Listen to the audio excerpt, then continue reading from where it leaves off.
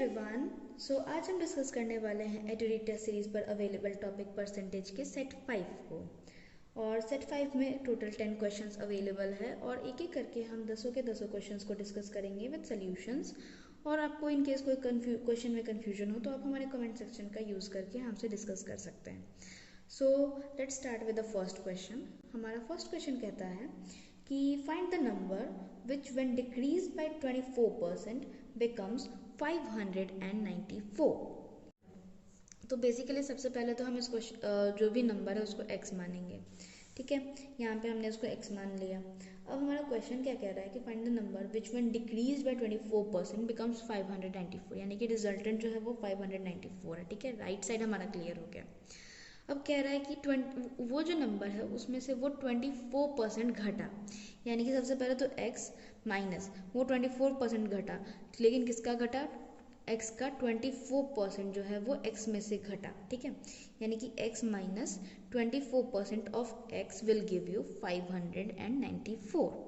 तो जब हम इसको इक्वेशन को हमने फॉर्म किया और उसको जब हम सॉल्व करेंगे तो हमें एक काइंड ऑफ, आपको आई होप कि ये सिंप्लीफिकेशन समझ में आ रहा होगा, विच इज़ x माइनस ये 4 से जब हम इसको ऊपर नीचे डिवाइड करेंगे तो 6x/25 हमें मिलेगा। x यहाँ पे मल्टीप्लाई हो रहा है इसलिए, तो विच इज़ इक्वल टू 594। जहाँ से अब हम इसको सॉल्व करेंगे सब्सट्रैक्शन का, एलसीएम एंड सब्सट्रैक्शन, तो हमें मिलेगा 19x/25 which is equal to 594। यहाँ से हमें x की वैल्यू मिली जब हम क्रॉस मल्टीप्लिकेशन से सॉल्व करेंगे तो 594/25 इंटू 25/19 विच गिव 781.5, यानी कि वो जो नंबर था वो x की वैल्यू आई 781.5, जिसमें से अगर हम 24% डिक्रीज करेंगे तो वो बन जाएगा 594।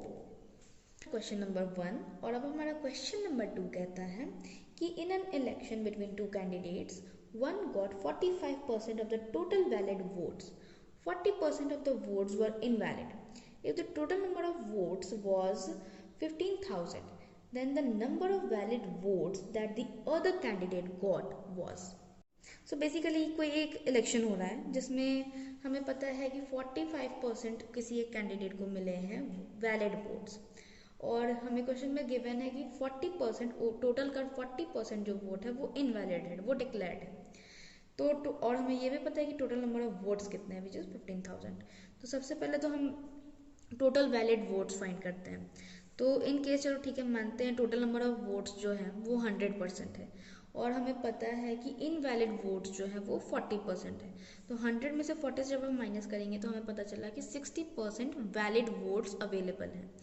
तो 15,000 हमें पता है टोटल नंबर ऑफ वोट्स जो काउंट हुआ है वो 15,000 है। तो 15,000 का 60% क्या हुआ? तो 60/100 इंटू 15,000 विच गिव्स 9,000, यानी कि हमारे पास टोटल 9,000 वैलिड वोट्स अवेलेबल हैं। अब हमारा क्वेश्चन में है कि जो फर्स्ट कैंडिडेट था या कोई एक कैंडिडेट था जिसको ऑलरेडी 45% वैलिड वोट्स जा चुके हैं, यानी कि जो valid votes for first candidate या वन कैंडिडेट है वो 45% है, यानी कि हमें टोटल वैलिड वोट पता है कितना है 9,000, उसका 45% एक कैंडिडेट को जा चुका है, यानी कि 45/100 इंटू 9,000 जब हम करेंगे तो हमें पता चल जाएगा कि उस कैंडिडेट को कितना वैलिड वोट्स मिला था, विच इज़ 4,050। यानी कि पहले कैंडिडेट को या किसी एक कैंडिडेट को ऑलरेडी 4,050 वोट्स मिल चुके हैं, वैलिड वोट्स मिल चुके हैं। तो अब हमें दूसरे कैंडिडेट का जो वैलिड वोट्स निकालना है तो वो तो बहुत सिंपल है। हम टोटल में से फर्स्ट वाले कैंडिडेट को की वोट्स को सब्सट्रैक्ट करेंगे तो हमें दूसरे कैंडिडेट के टोटल वैलिड वोट्स पता चल जाएंगे, विच इज़ 4,950। ये 9 है एक्चुअली। ठीक है, तो हमें दूसरे कैंडिडेट की भी वैलिड वोट्स पता चल गए, विच इज़ 4,950 टोटल वोट्स। हमारा क्वेश्चन नंबर 3 है कि in an election 3 candidates received 2,272, 15,272 and 23,256 votes respectively। ठीक है, यानी फर्स्ट कैंडिडेट को 2,272 वोट्स है, सेकंड कैंडिडेट को 15,272 वोट्स है और थर्ड कैंडिडेट को 23,256 वोट्स है। तो what percentage of the total votes did the winning candidate received. तो सब क्वेश्चन देखते ही हमें पता चल गया कि विनिंग कैंडिडेट कौन है, यानी विनिंग कैंडिडेट हमारा है कैंडिडेट नंबर 3 जिसको 23,256 वोट्स मिले। ओके, तो सबसे पहले तो हम total number of votes count करेंगे विच इज जो कि है वो तीनों कैंडिडेट्स का सम, तीनों कैंडिडेट्स को जितने भी वोट मिले उनका सम। तो तीनों कैंडिडेट्स के वोट का सम है 40,800 और हमें पता है कि विनिंग कैंडिडेट के वोट्स कितने हैं विच इज 23,256, यानी कि रिक्वायर्ड परसेंटेज हमें निकालना है विनिंग कैंडिडेट का परसेंटेज कितना है टोटल वोट्स का।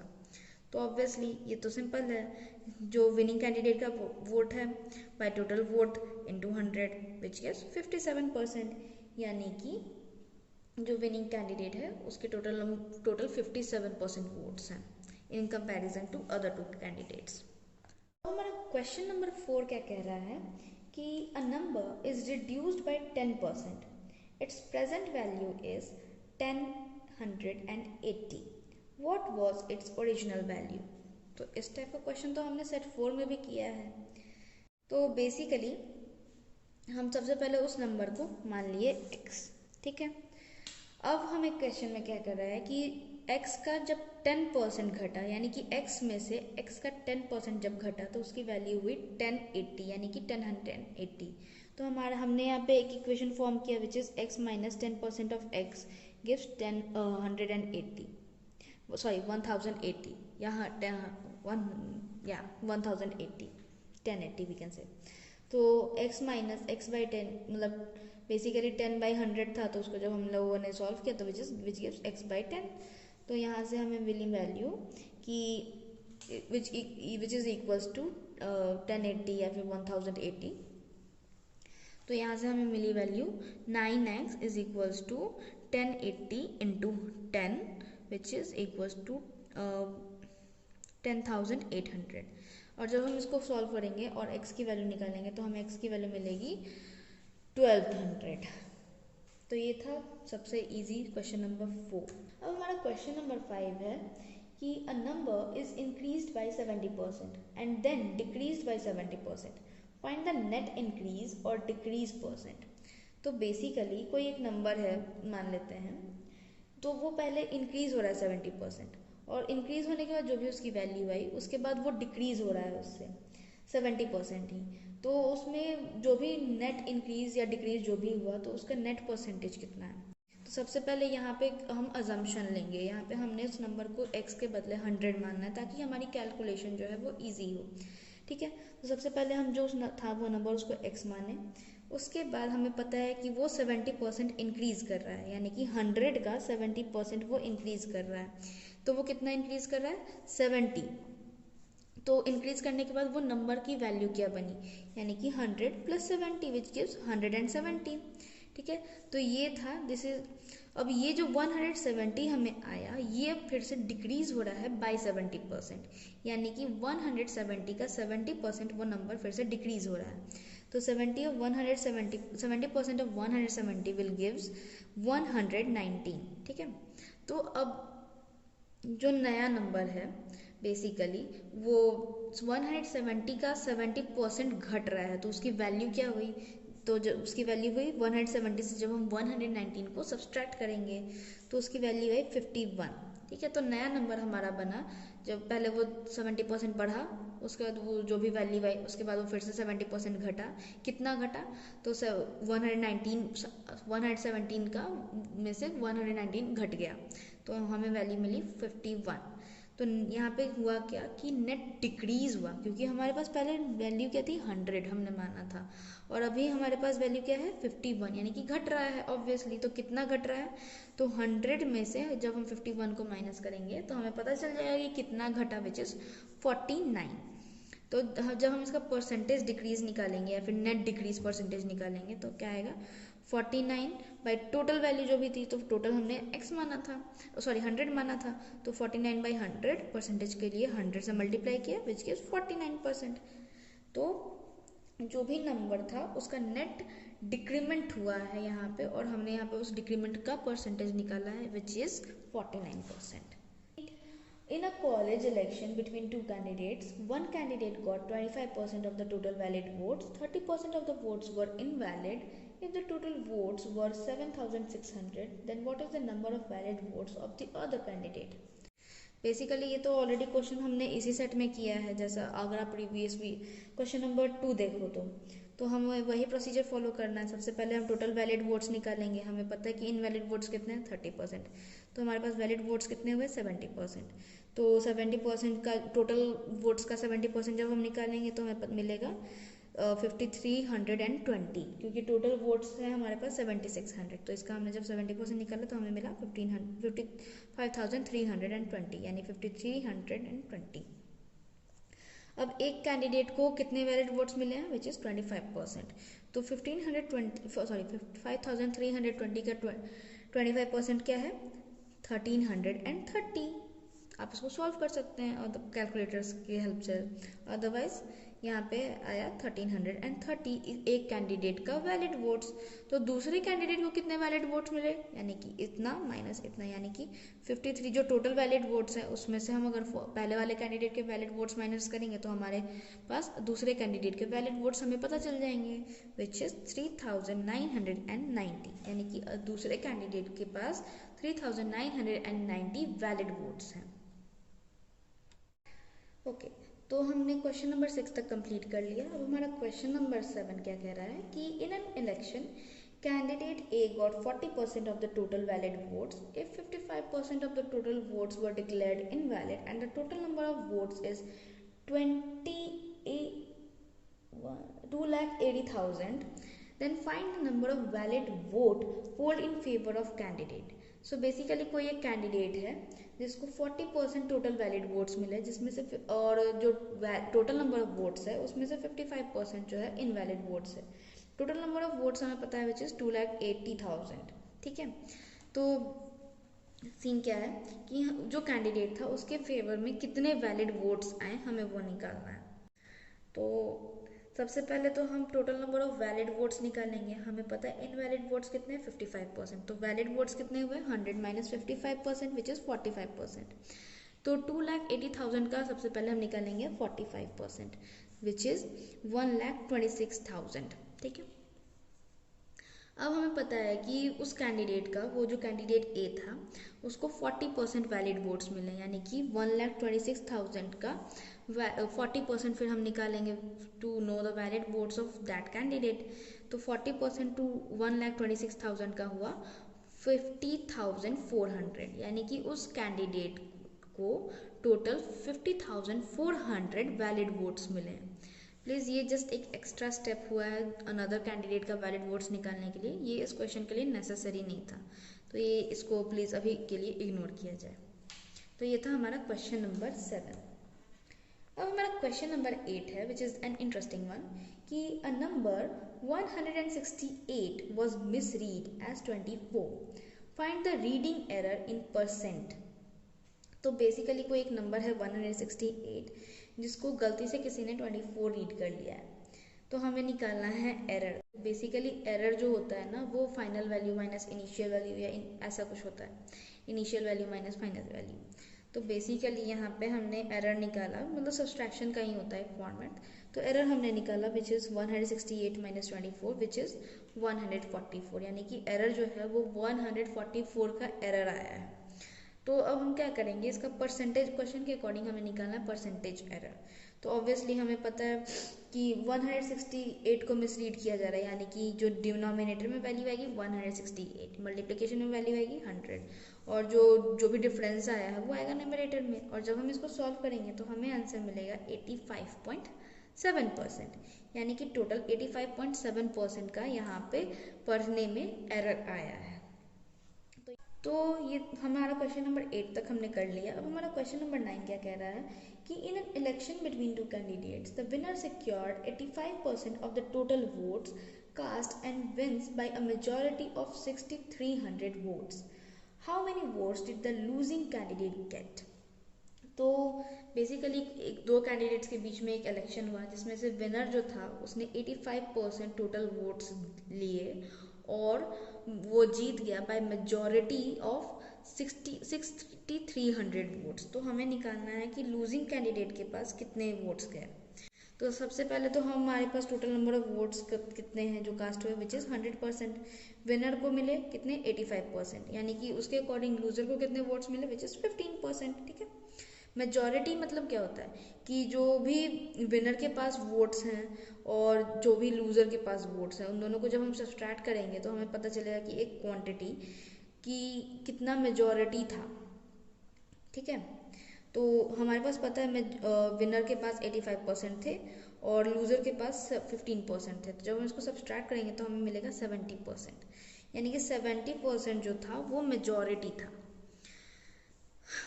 बेसिकली दोनों अगर हम केस देखें, विनर को फॉर एग्जांपल 15% मिले, लूजर के पास भी 15% है, तो दोनों इक्वल है। और 75% जनता जो है उसने अभी तक वोट नहीं किया, तो 70% जनता उसने अभी वोट नहीं किया। तो 70% जनता जो मेजॉरिटी है अभी, वो अगर विनर के पक्ष में चली गई तो ऑब्वियसली वो 70% मेजॉरिटी से वो इलेक्शन जीत जाएगा। तो यहाँ पे 70% हमारे पास आया मेजॉरिटी, लेकिन हमें मेजॉरिटी की वैल्यू भी पता है विच इज 6300, यानी कि 70% जो मेजॉरिटी है उसकी वैल्यू है 6300 वोट्स। तो अब हमें निकालना है कि लूजिंग कैंडिडेट का जो था वो कितना वोट था। सब हमें ये भी पता है कि लूजिंग कैंडिडेट जो था उसकी 15% ही वोट मिले हैं। तो फिलहाल के लिए उसको हमने x माना। तो x इज इक्वल्स टू, हम यहाँ पे एक इक्वेशन अब हमारा फॉर्म हुआ which is 15 into 6300 by 70।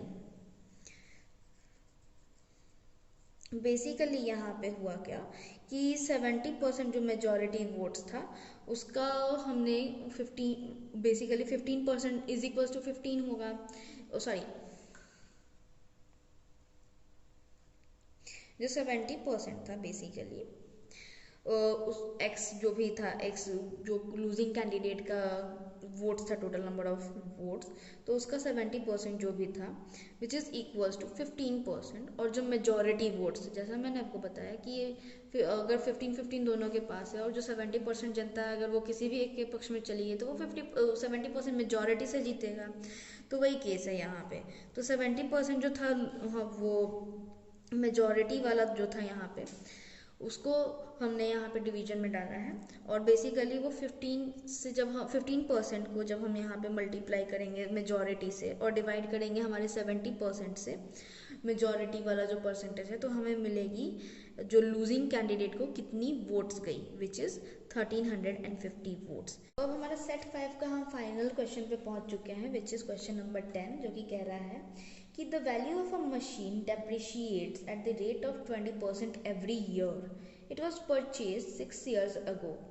If its present value is rupees 17,496, then its purchase price was. तो बेसिकली कोई एक मशीन है जिसकी जो एवरी ईयर हर साल 20% जो है रेट से वो घट रही है उसकी वैल्यू।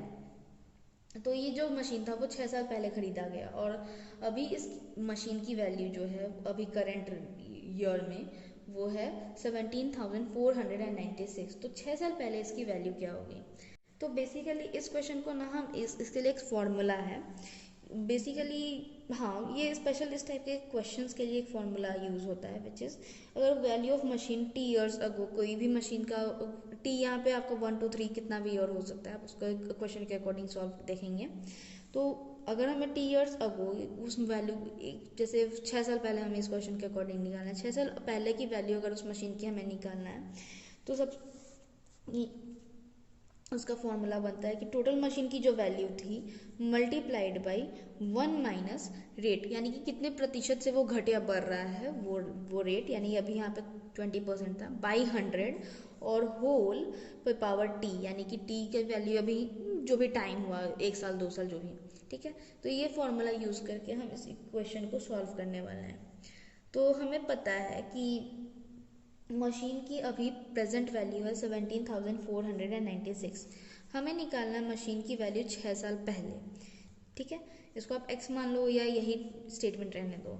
और फिर यहाँ पे मल्टीप्लिकेशन जो फॉर्मूला के अकॉर्डिंग है, 1 माइनस रेट हमें गिवन है 20% रेट से वो डेप्रिशिएट हो रहा है यानी कि घट रहा है बाई 100, और टाइम की वैल्यू हमारे पास है यहाँ पे 6, ठीक है।